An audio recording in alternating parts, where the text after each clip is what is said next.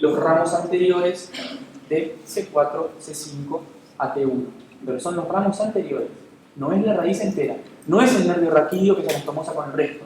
El nervio raquídeo se parte en dos. El ramo anterior forma plexos en general y el ramo posterior va para los planos epiaxiales, es decir, todo lo que queda por detrás del eje del organismo. Músculos lumbares, músculos torácicos, músculos cervicales y la piel que queda por arriba de esos músculos. Y es el ramo anterior, entonces, para que quede claro, el que va a formar los plexos. Plexo cervical en el cuello, plexo braquial en el miembro superior, nervios intercostales a nivel del tórax, plexo lumbar y plexo sacro a nivel de los miembros inferiores. Esto ya les quedó más que claro. El miembro inferior tiene 3 ilios, que ya los dijimos varias veces. Entonces son, cuando se le pregunta el trombo braquial, son de tipo C5, todo eso son C5, las ramas anteriores. C7, C8 y T1, ramos anteriores. Y después se divide en posterior y anterior, en otras ramas. Exacto. Acá es lo mismo. Entonces, ¿qué es lo que tenemos aquí? Aquí lo que tenemos es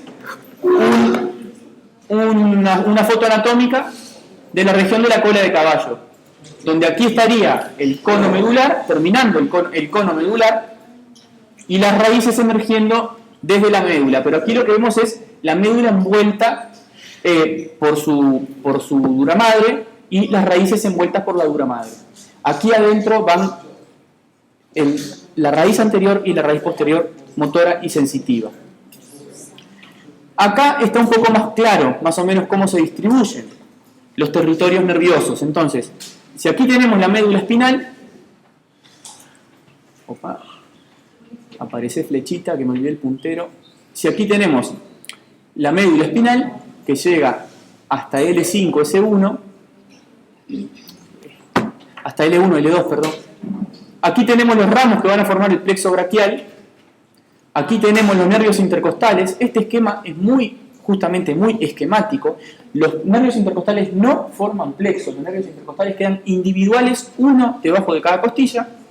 Acá está el plexo lumbar y aquí está el plexo sacro. Y aquí está identificado groseramente el territorio de cada uno de esos nervios. El plexo lumbar se encarga de inervar todo esto. El plexo sacro se encarga de inervar todo esto. Y una cosa interesante es lo siguiente. Mientras el miembro superior tiene un plexo y un ilio, el miembro inferior, como tiene más cantidad de masas musculares, está inervado por 2 plexos que distribuyen su entrada del miembro inferior por 3 ilios, que ya lo vimos. El ilio anterior, o triángulo de Scarpa, el ilio interno, o conducto obturatriz, y el ilio posterior, que es la escotadura ciática. ¿Sí? El plexo lumbar. Las ramas terminales del plexo lumbar, que ustedes ya saben que son el nervio crural y el nervio obturador, ingresan el nervio crural por el ilio anterior y el nervio obturador por el ilio interno. En tanto, el plexo sacro emite su rama terminal, el nervio ciático, que ingresa a través del ilio posterior.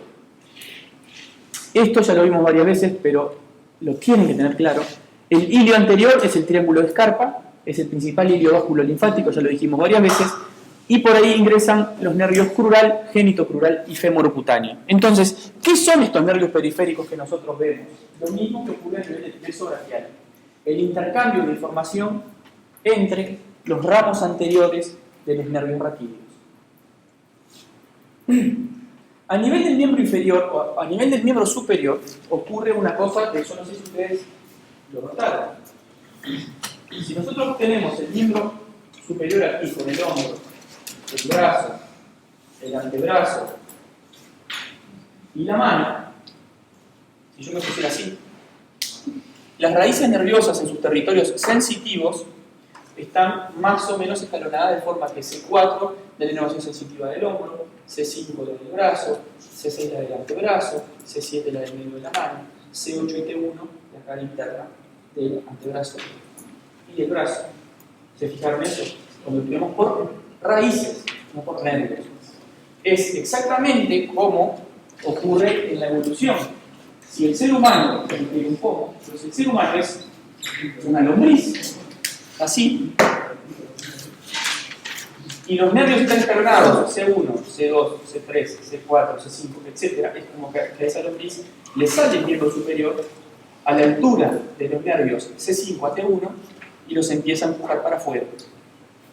Los empieza a empujar. Entonces, el miembro superior se origina a la altura de la raíz C7, que la engancha en este dedo.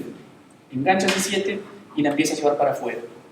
Entonces, C6, C5 y C4 quedan en la parte alta, C8 y T1 quedan, y T2, aquí casi en la axila, quedan en la parte baja. ¿Tá? Lo mismo ocurre a nivel del miembro inferior. El miembro inferior se origina en el tronco de ese gusano, en el sector ubicado entre las raíces L1 y S3. Ahí el miembro inferior comienza a crecer teniendo como eje la raíz L5. ¿Sí? Entonces quedaría, como en el dedo gordo del pie, la raíz L5. ¿Qué es lo que pasa? Que si ustedes se fijan en el desarrollo embriológico, el miembro superior gira así y el miembro inferior gira así, al revés. En el miembro superior la palma queda para adelante y el codo queda para atrás.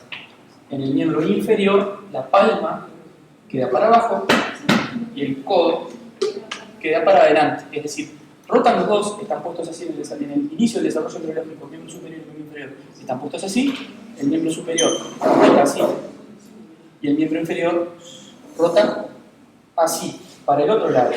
De tal forma que si nosotros estudiamos cómo se disponen las raíces nerviosas, vuelvo a reiterar, la distribución radicular a nivel del miembro inferior, vemos que queda L1 acá, L2 acá, L3 acá, L4 acá, L5 queda en el eje del miembro inferior y las raíces S1, S2 y S3 se ubican escalonadas en la parte posterior, S1, S2 y S3. Entonces, si ustedes se fijan en la distribución radicular, las raíces están ubicadas, las lumbares, adelante y afuera, y como que se torsionan siguiendo el eje de L5. L1, L2, L3, L4 y L5 es la que sigue de la punta del dedo gordo. S1, S2 y S3 están en la parte posterior e interna. Si se fijan en los esquemas del libro lo van a entender. Pero esas raíces, y esto me parece que capaz que es lo más difícil de comprender, de terminar de entender, hacen lo siguiente: el nervio L1 se fusiona con el nervio L2 y con el nervio L3, y a partir de ellos van a salir los denominados nervios periféricos. Y si ustedes se fijan, un nervio está destinado a un músculo, pero ese nervio es información de más de una raíz. ¿Por qué es eso? Porque en nuestro desarrollo embriológico nosotros tenemos la columna con cada una de las vértebras. Por debajo de cada una de las vértebras sale un nervio y asociado a cada una de las vértebras hay una estructura que se llama miotomo, que es el que va a originar los músculos de esa región. Por ejemplo, para formar el cuádriceps, que es un músculo bastante grande, se tiene que juntar más de un miotomo. Entonces, ese miotomo va a recibir información o va a recibir inervación de más de una raíz nerviosa, que se juntan para formar, por ejemplo, el nervio crural. Entonces, lo que hacemos nosotros al estudiar los nervios periféricos no es más que la distribución de las raíces que van acompañando a cada uno de los nervios. Bien, esto ya está. Acá tienen un esquema de una pelvis en donde esto que está aquí es la espina ilíaca anterosuperior, la espina del pubis, y por lo tanto esta línea que está dibujada aquí es la arcada crural. Más o menos en la mitad interna de la arcada crural ingresa al miembro inferior el nervio crural, y en la mitad externa ingresa el nervio femorocutáneo.